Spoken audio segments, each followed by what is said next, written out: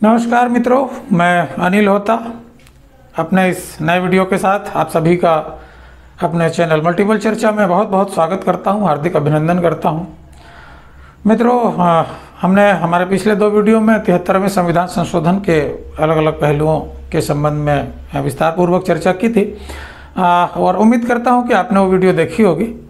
और जिन लोगों ने नहीं देखी है या आधी देखी होगी वो वीडियो को पूरा देख सकते हैं समय देख करके। और मेरे आज से हम छत्तीसगढ़ पंचायत राज अधिनियम की शुरुआत करने जा रहे हैं। तो एक छोटी सी बात तो मैं आप लोगों से करना चाहूँगा मित्रों कि जैसा कि छत्तीसगढ़ पंचायत राज अधिनियम में समय समय पर कई तरह के संशोधन होते रहे हैं और अभी ये दिसंबर तक भी संशोधन हुए हैं।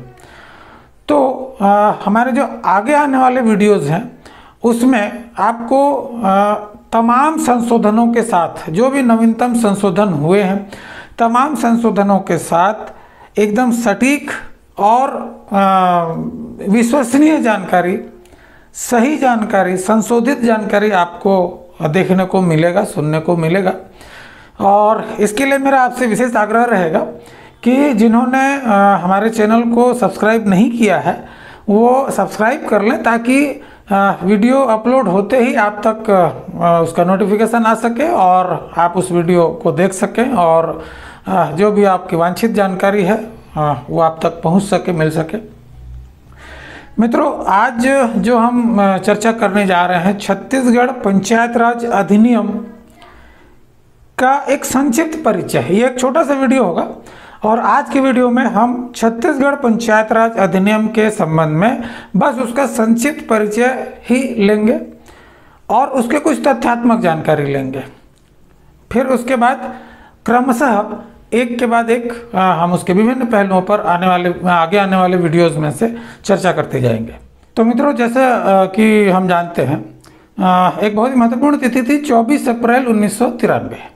24 अप्रैल 1993 को 73वां संविधान संशोधन अधिनियम जो है देश में लागू किया गया था और राज्यों से ये कहा गया था कि वे अपने अपने पंचायत राज अधिनियम का निर्माण करें और उसे लागू करें। इस व्यवस्था को, पंचायत राज व्यवस्था को अपने अपने राज्यों में लागू करें। तो इसी तारतम्य में हम देखते हैं कि अविभाजित मध्य प्रदेश, जिसमें छत्तीसगढ़ भी सम्मिलित था, मध्य प्रदेश और छत्तीसगढ़ दोनों उस समय एक हुआ करता था। अविभाजित मध्य प्रदेश वो पहला राज्य था जिसने पंचायत राज अधिनियम बनाते हुए, मध्य प्रदेश पंचायत राज अधिनियम का निर्माण करते हुए इस व्यवस्था को अपने राज्य में लागू किया था। मित्रों, इसमें दो तीन महत्वपूर्ण तिथियां हमको देखने को मिलती हैं, उसके संबंध में हमें थोड़ी सी चर्चा करनी चाहिए। एक तिथि तो आपको यहाँ पर दिख रहा होगा। एक तिथि तो हम देख पाते हैं कि 30 दिसंबर 1993। 30 दिसंबर 1993 वो तिथि है जिस दिन मध्य प्रदेश विधानसभा में पंचायत राज अधिनियम को, मध्य प्रदेश पंचायत राज अधिनियम को पारित किया गया था विधानसभा में, मध्य प्रदेश विधानसभा में। एक और तिथि दिखाई पड़ रही होगी 24 जनवरी 1994। ये वो तिथि थी जिस दिन महामहिम राज्यपाल महोदय के द्वारा इस अधिनियम को अनुमोदित किया गया था, इसको अनुमोदन प्राप्त हुआ था। और उसके अगले दिन यानी कि 25 जनवरी 1994 की तिथि में इसे राजपत्र में प्रकाशित किया गया था, राजपत्र में प्रकाशन हुआ था। मित्रों, एक चीज और यहाँ पर हमको देखना चाहिए कि जब हम मध्य प्रदेश पंचायत राज अधिनियम को देखते हैं तो उसके बिल्कुल एकदम प्रारंभ में, एकदम शुरुआत में ही इसका उद्देश्य लिखा हुआ है। यानी कि पंचायत राज व्यवस्था जो लागू की जा रही है उस पंचायत राज व्यवस्था के उद्देश्य हमको देखने को मिलता है, जो कि आपको दिख रहा होगा। वो इस रूप में देखने को मिलता है कि स्थानीय प्रशासन या स्थानीय स्वशासन एवं विकासात्मक कार्यकलापों में पंचायत राज संस्थाओं की प्रभावी सहभागिता सुनिश्चित करना। मतलब हम जैसा कि हम जानते भी हैं और पहले भी चर्चा कर चुके हैं कि स्थानीय स्वशासन में जो स्थानीय लोग हैं, स्थानीय हमारे जो निवासी हैं, उनकी सहभागिता, उनका पार्टिसिपेशन आवश्यक होता है और उनकी सहभागिता से स्थानीय जो हमारे जो विकास की योजनाएं हैं या जो भी कार्यक्रम हैं उनको बनाना और उनको लागू किया जाना, उनका क्रियान्वयन, ये इस तरह का उसका एक उद्देश्य है जो कि हमको यहाँ पर देखने को मिलता है। ओके, तो मित्रों ये तो थी बात मध्य प्रदेश पंचायत राज अधिनियम की। चूँकि जैसा कि हम जानते हैं कि 1 नवंबर सन 2000 को छत्तीसगढ़ एक अलग राज्य के रूप में अस्तित्व में आया और मध्य प्रदेश पंचायत राज अधिनियम जो बना हुआ था उसको छत्तीसगढ़ में यथावत स्वीकार किया गया था। मतलब 31 अक्टूबर सन 2000 तक मध्य प्रदेश पंचायत राज अधिनियम में जितने भी संशोधन हुए थे या किए गए थे उन तमाम संशोधनों को यथावत लेते हुए छत्तीसगढ़ राज्य ने मध्य प्रदेश पंचायत राज अधिनियम को स्वीकार किया था, यथावत अपने राज्य में लागू किया था। बस जो जहां मध्य प्रदेश पंचायत राज अधिनियम की जगह में छत्तीसगढ़ पंचायत राज अधिनियम उसका नामकरण किया गया, बाकी तमाम चीज़ें यथावत थी। और इस शर्त के साथ कि 31 अक्टूबर सन 2000 के पश्चात मध्य प्रदेश पंचायत राज अधिनियम में जो भी संशोधन होंगे वो छत्तीसगढ़ पंचायत राज अधिनियम में लागू नहीं होंगे। इस तरह की शर्तों के साथ उसको लागू किया गया था। अच्छा, इस लागू करने की प्रक्रिया में हम एक बहुत ही महत्वपूर्ण चीज़ देखने को मिलता है हमको कि वह विधियों का अनुकूलन आदेश। विधियों का अनुकूलन आदेश जो उसके संबंध में भी दो तीन तिथियां हमको देखनी चाहिए, जैसा कि दिख रहा होगा आपको। विधियों का अनुकूलन आदेश जो मध्य प्रदेश पंचायत राज अधिनियम को स्वीकार करते हुए जो छत्तीसगढ़ पंचायत राज अधिनियम उसको अनुकूलन किया जा रहा था, एडेप्टेशन हो रहा था, उस प्रक्रिया की बात कर रहे हैं। उसमें जो विधियों का अनुकूलन आदेश बनाया गया था वो आदेश को बनाया गया 7 जून सन 2001 को। ये तिथि भी महत्वपूर्ण है। उससे अधिक महत्वपूर्ण मैं मानता हूँ एक 18 जून सन 2001 की तिथि है जिसमें ये विधियों का अनुकूलन आदेश को राजपत्र में प्रकाशित किया गया था। ये किसी एग्जाम में पूछा भी था। लेकिन एक चीज़ यहाँ पर और ध्यान देने वाली बात है कि भले ही ये विधियों का अनुकूलन आदेश 18 जून 2001 को प्रकाशित हुआ था, लेकिन इसके माध्यम से जो पंचायत राज अधिनियम को लागू किया गया था, छत्तीसगढ़ पंचायत राज अधिनियम को जो लागू किया गया था वो 1 नवंबर सन 2000 से ही लागू किया गया था। ओके, तो मित्रों इस तरह से छत्तीसगढ़ पंचायत राज अधिनियम अपने अस्तित्व में आ गया और पूरे राज्य में लागू भी हो गया। इसमें यदि हम छत्तीसगढ़ पंचायत राज अधिनियम के रचनात्मक ढांचे पर अगर नज़र डालें तो हमको देखने को मिलता है, ये किसी एग्ज़ाम में मैंने देखा था, किसी एग्ज़ाम में पूछा भी था। छत्तीसगढ़ पंचायत राज अधिनियम में कुल 15 अध्याय हैं, 132 धाराएं हैं और 4 अनुसूचियां हैं।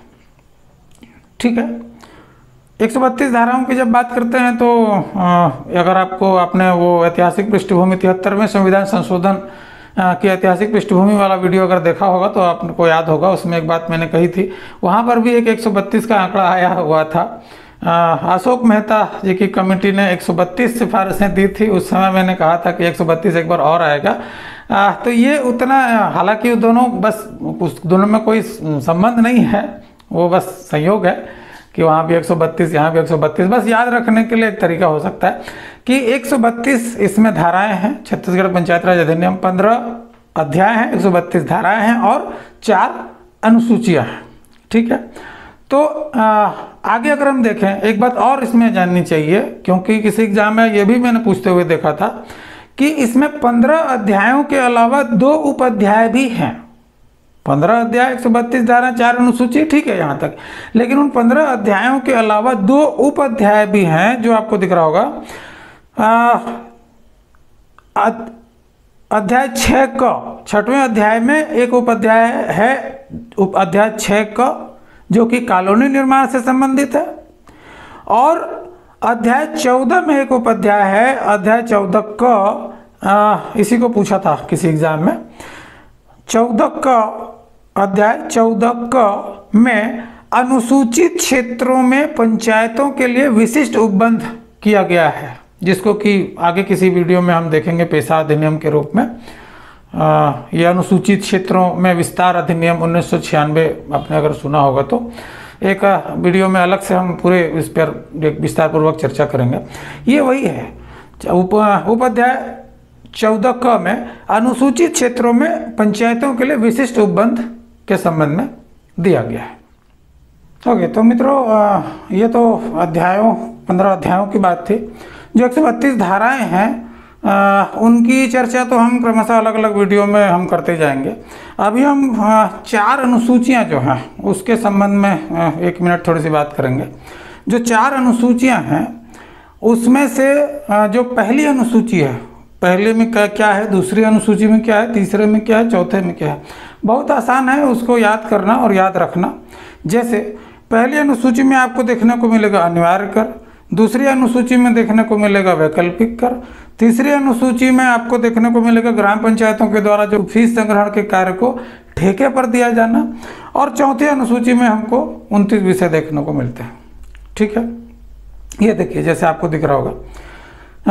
अनुसूची 1, पहली अनुसूची में ग्राम पंचायत के द्वारा अधिरोपित किए जाने वाले अनिवार्य कर और जनपद पंचायत के द्वारा अधिरोपित किए जाने वाले अनिवार्य कर, यहाँ पर अनिवार्य कर आपको अलग से दिख रहा होगा। तो पहली अनुसूची अनिवार्य कर, ग्राम पंचायत जनपद पंचायत दोनों है, अनिवार्य कर, इसको आप याद रख सकते हैं। दूसरी अनुसूची में बाकी तमाम चीज़ें सेम है, बस अनिवार्य कर की जगह में वैकल्पिक कर आपको दिखाई दे रहा है। जो अनिवार्य करों के अलावा कुछ अन्य वैकल्पिक कर होते हैं वो इसमें दूसरी अनुसूची में देखने को मिलता है। तीसरी अनुसूची में हम देखते हैं ग्राम पंचायत द्वारा फीस संग्रहण कार्य का ठेके पर दिया जाना। कुछ आपको देखने को मिला होगा कभी किसी गांव में, अगर आप ध्यान दिए होंगे तो, कि कुछ ग्राम पंचायत द्वारा कुछ इस तरह के शुल्क संग्रहण किए जाते हैं और उस शुल्क संग्रहण को ठेके पर दिया जा सकता है, दिया जाता है। तो वो जो फीस संग्रहण का कार्य ठेके पर दिया जाना, ये इसकी व्यवस्था हम छत्तीसगढ़ पंचायत राज अधिनियम की अनुसूची 3 में देख पाते हैं। और अनुसूची 4 में अगर हम देखें तो पंचायतों को सौंपे गए 29 विषय, यानी कि ये वही 29 विषय हैं जो हम संविधान की 11वीं अनुसूची में देखते हैं। संविधान की 11वीं अनुसूची में 29 विषय देखने को मिलता है। यही छत्तीसगढ़ पंचायत राज अधिनियम की 4थी अनुसूची, वही 29 विषय यहाँ पर दिए गए हैं। और अगर जो 73वें संविधान संशोधन अधिनियम है उसमें अगर हम देखें कि अनुच्छेद 243(6) या 243(g) को अगर हम देखेंगे तो वहाँ पर भी दिया गया है पंचायतों को दिए गए अधिकार और शक्तियाँ। ये वही अधिकार शक्तियाँ हैं, ये वही 29 विषय हैं जो अधिकार और शक्तियों के रूप में वहाँ पर दिए गए हैं। और संविधान में भी 11वीं अनुसूची के रूप में हमको ये 29 विषय देखने को मिलता है। और इस छत्तीसगढ़ पंचायत राज अधिनियम को अगर हम देखें, यहाँ पर भी इसकी 4थी अनुसूची के रूप में वही 29 विषय देखने को मिलते हैं।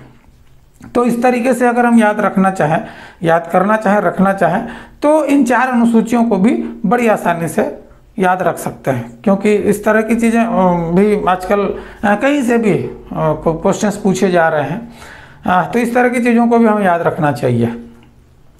ठीक है मित्रों, तो ये एक आज हम बस छत्तीसगढ़ पंचायत राज अधिनियम के संबंध में एक उसकी संरचनात्मक दृष्टि से संक्षिप्त परिचय हम देख रहे थे। आज के वीडियो में तो खैर बस इतना ही, और आगामी वीडियो में हम फिर एक बहुत महत्वपूर्ण विषय ग्राम सभा के विषय में हम चर्चा करेंगे।